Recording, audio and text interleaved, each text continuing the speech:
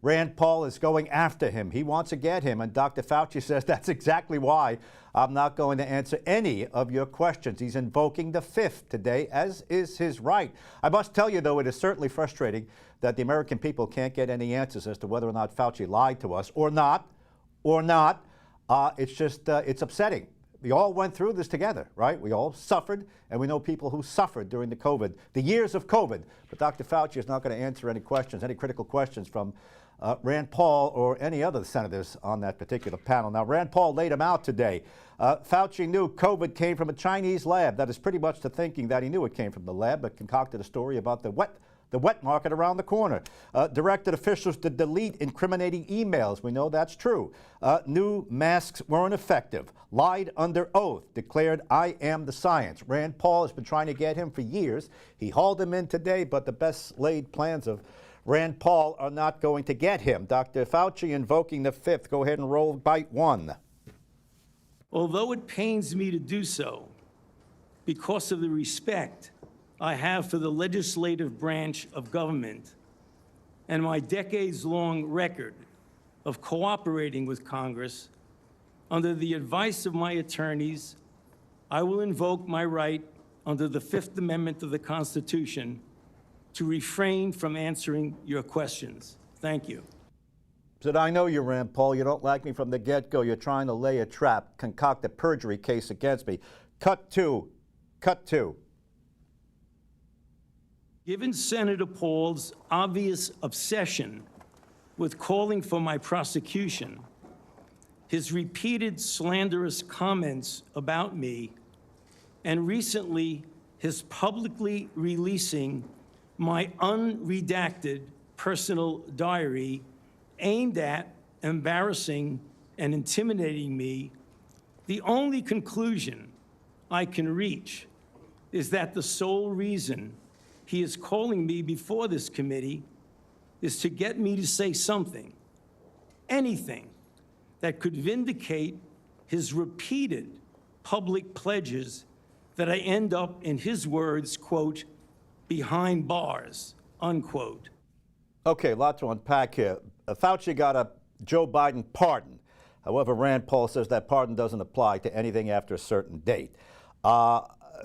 Rand Paul would love to lock this guy up. Fauci knows that, so he's invoking his right to the Fifth Amendment. Fauci's got about a half dozen lawyers with him today. One of them specifically was told, do not sit at the table, sit behind Dr. Fauci, and do not speak. We didn't call you, Mr. Attorney, to testify. Well, that attorney did, in fact, sit next to Fauci, and at one point, it almost sounded like he wanted to testify on his own. Rand Paul threw him out about 45 minutes ago. Let's listen to this exchange. This is the way Anthony Fauci wants to be remembered, for a lawyer not listening to the rules. That's the way you want to be remembered, and that's what you're going to do. You are not recognized, sir.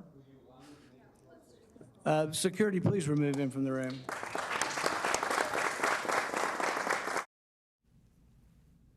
Man, a nice applause, and at that point they threw him right out. All right, let's go to Steve Chaggaris. He's our Sinclair Washington bureau chief. He's been following this and other stories for us. Steve, go ahead and take it. Your first take on what you're seeing unfold down there. I find it very frustrating. It's within Dr. Fauci's rights. Absolutely has the right to invoke the Fifth Amendment, as you or I do in a certain similar circumstance. But we all went through this. I think at a certain point the country has a right to know too.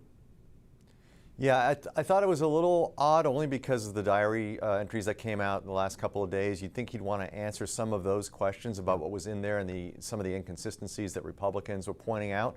But I guess, as you said earlier, he doesn't want to step into a trap and say something that could be considered perjury, that could flag a potential criminal referral to the Justice Department. So he's keeping his trap shut. It makes for a less interesting hearing, I think, for those of us who were hoping to get some more details. Yeah. Rand Paul said, despite your pardon and despite you invoking the Fifth Amendment, I'm still going to punish you.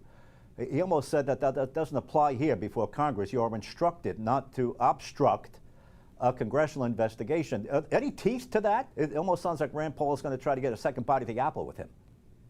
Yeah, I mean, he's got to get him to say something, right? If he's going to keep invoking the Fifth, I don't know if he can find anything to hang him up on if he's just going to sit there and not answer questions. So yeah, he may try to drag him back in front of committee again. But clearly, Fauci's just running out the clock here. Yeah, apart from this, by the way, there's nothing to report yet because Fauci's taken the fifth. So all the allegations and accusations thrown at him, he's just saying, under my rights, I'm going to invoke the Fifth Amendment. Hey, all those senators there today, they were at the funeral for Lindsey Graham yesterday at the National Cathedral, including Donald Trump and others who attended. Your take on that?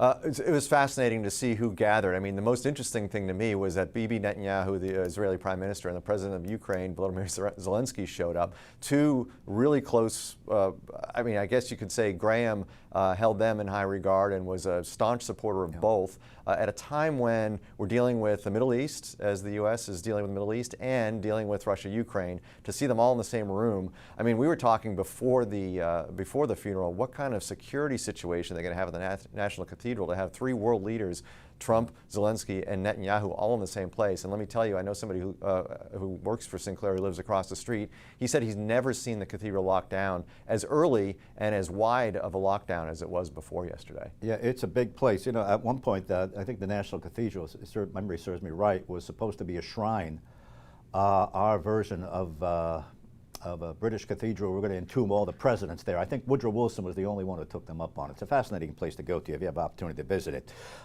We're watching the Fed today on interest rates. Donald Trump swapped out the Fed chairman. He's got his guy there. Although the first decision that new guy made did not go Donald Trump's way. What are we looking for today?